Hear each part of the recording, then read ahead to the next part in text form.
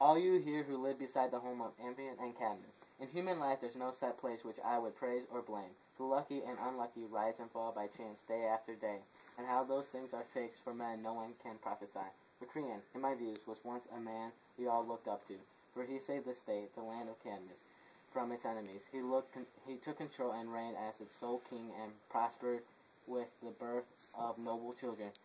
Now all is gone, for when a man has lost what gives him pleasure, I'd not include him among the living. He's a living corpse. Pile up a massive fortune in your home, if that's what you want. Live like a king. If there's no pleasure in it, I'd not give to any man a vapor's shadow, for it's not compared to human joy.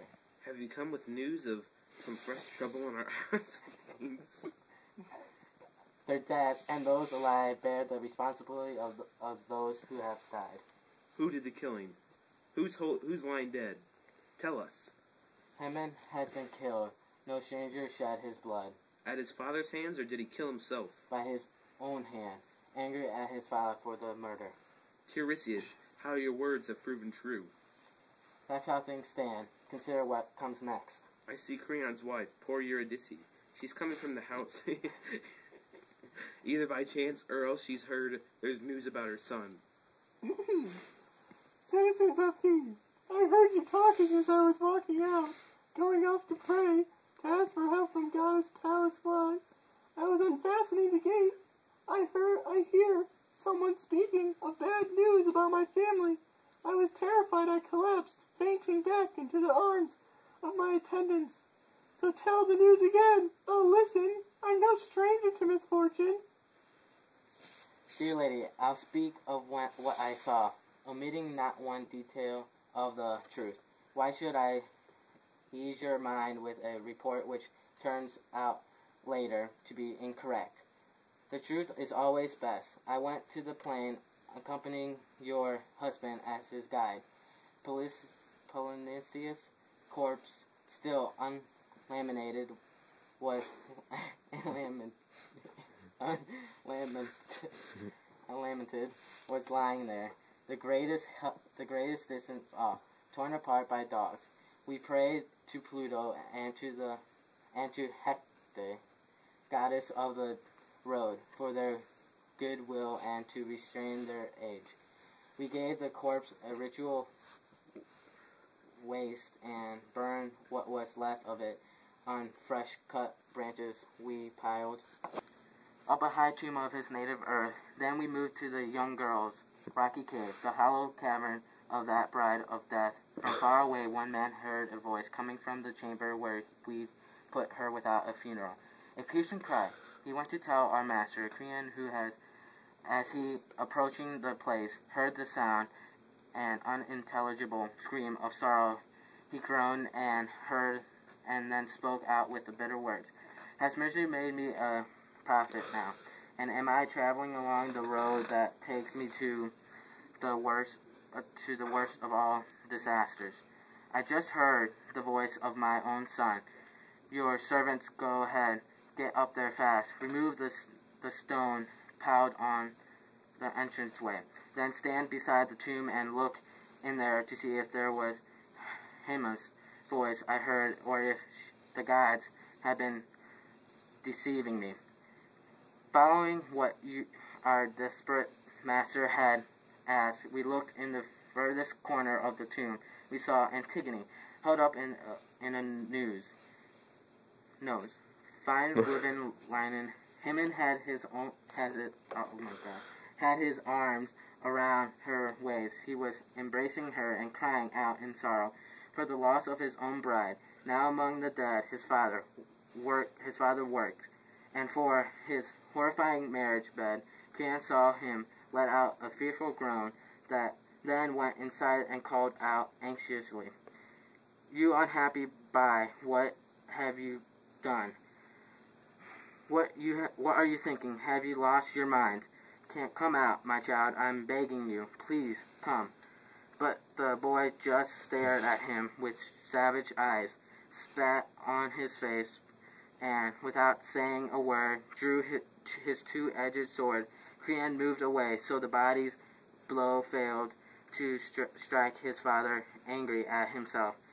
The ill-fated boy right then and then there were leaned into his own sword, driving half the sword between his ribs, while still conscious he hugged the girl in his weak arms, and as he breathed his last breath, he coughed up streams of blood on her fair cheek.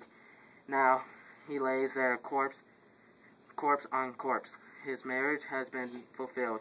In chambers of the dead, the unfortunate boy has shown how all those evils which afflicted mankind, the most disastrous one is thoughtlessness. What do you make of this? The queen's gone back. She left without a word, good or bad. I'm surprised myself. It's about her son. She heard that terrible report. I hope she's gone because she doesn't think it's right to mourn for him in public. In the home, surrounded by her servants, she'll arrange a period of mourning for the house. She's discreet and has experience, and she won't make any mistakes. I'm not sure of that. To me, her staying silent was extreme. It seems to point to something ominous, just like a vain, excessive grief. I'll go in. We'll find out if she's healing something secret deep within her passionate heart. You're right, excessive silence can be dangerous.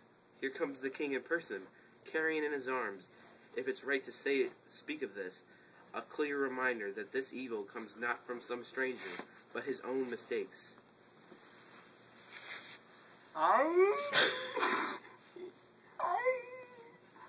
Mistakes made by a foolish mind, cruel mistakes that bring on death.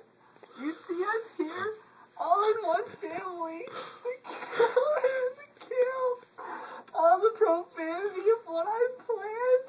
Alas, my son, you died so young, a death before your time. You're dead, God. Not your foolishness, but mine. Alas, it seems you've learned to see what's right, but far too late. I learned it in my pain. Some God clutching a great weight struck me in the head.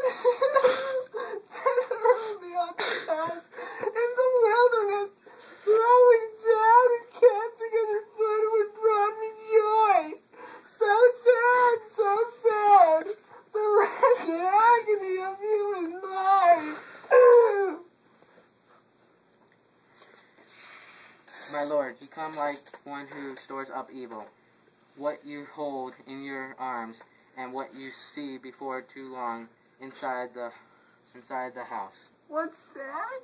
Is there something still more evil than all this? Your wife is dead, blood mother of that corpse, slaughtered with a sword. Her wounds are very new, poor lady. A gathering place for death. Oh, no sacrifice can bring this to an end. Why are you destroying me? You there, you bring up all this dreadful news, this agony. What are you saying now? You kill a man, then kill him once again. What are you saying, boy? What news? A slaughter heap, such slaughter. My wife, alas, she is dead. Look here, no longer is she concealed inside.